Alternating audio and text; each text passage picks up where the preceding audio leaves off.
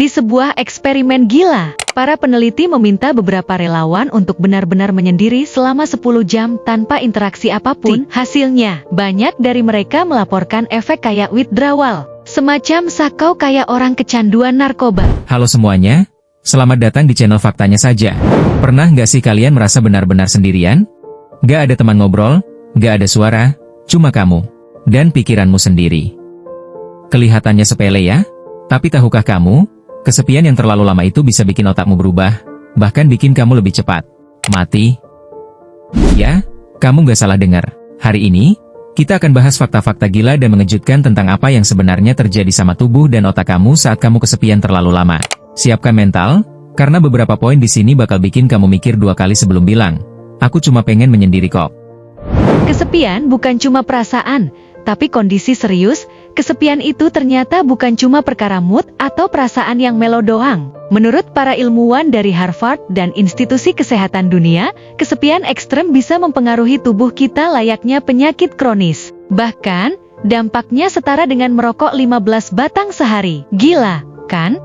Saat kamu merasa kesepian terus-menerus, tubuhmu menganggap itu sebagai kondisi berbahaya. Sistem saraf simpatik, alias alarm tubuh, akan aktif terus, seolah-olah kamu sedang berada dalam bahaya. Akibatnya, tekanan darah naik, jantung jadi lebih cepat berdetak, dan produksi hormon stres seperti kortisol meningkat drastis.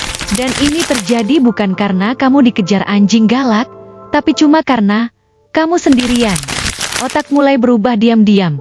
Tahu nggak, otak kita itu nggak suka sendirian. Faktanya, otak manusia itu secara biologis dirancang untuk hidup dalam kelompok. Jadi saat kamu terlalu lama menyendiri, otakmu mulai kehilangan nutrisi sosial. Di sebuah eksperimen gila, para peneliti meminta beberapa relawan untuk benar-benar menyendiri selama 10 jam tanpa interaksi apapun, nggak boleh buka HP, nggak boleh nonton, nggak boleh baca, dan bahkan nggak boleh dengerin musik. Hasilnya, banyak dari mereka melaporkan efek kayak withdrawal, semacam sakau kayak orang kecanduan narkoba. Otak kita secara harfiah merindukan interaksi. Yang lebih ngeri lagi, studi dari University of Chicago menunjukkan bahwa orang yang kesepian lebih rentan mengalami penurunan fungsi kognitif, kemampuan berpikir, mengingat, dan membuat keputusan. Otak jadi lebih lambat, gampang panik, dan lebih pesimis. Nggak heran kalau banyak orang yang kesepian berkepanjangan berujung pada depresi berat.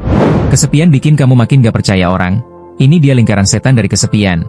Makin lama kamu menyendiri, makin sulit kamu percaya sama orang lain. Otak kamu menganggap dunia luar itu berbahaya, dan satu-satunya tempat yang aman cuma dirimu sendiri. Tapi justru, karena kamu gak mau berinteraksi lagi, kamu makin kesepian. Studi dari National Institute on Aging menunjukkan bahwa orang-orang yang terjebak dalam kesepian jangka panjang cenderung punya respons otak yang berlebihan terhadap sinyal ancaman sosial. Artinya, kamu jadi lebih mudah tersinggung, lebih curiga, dan, ya, lebih sensitif terhadap omongan orang. Bahkan komentar receh bisa bikin kamu overthinking semalaman. Kesepian mempercepat penuaan dan mempersingkat umur. Siapa sangka, cuma gara-gara kamu nggak punya teman ngobrol, tubuhmu bisa jadi lebih tua dari usia sebenarnya. Peneliti dari Brigham Young University mengungkap bahwa kesepian kronis bisa memperpendek harapan hidup seseorang hingga 10 tahun. Tubuh yang kesepian terus-menerus akan mengalami peningkatan inflamasi, alias peradangan internal. Ini bisa memicu berbagai penyakit berbahaya seperti jantung, diabetes, hingga kanker. Jadi jangan heran kalau orang yang terlihat sehat secara fisik, tapi kesepian, bisa tiba-tiba sakit parah tanpa gejala sebelumnya. Ada satu eksperimen psikologis yang cukup ekstrim tapi menarik. Namanya, Sensory Deprivation Experiment.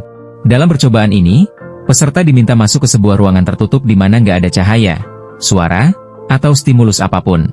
Hanya mereka dan keheningan total. Dalam waktu kurang dari 48 jam, sebagian besar peserta mulai menunjukkan gejala halusinasi ringan. Ada yang merasa seolah-olah ada orang lain di ruangan itu.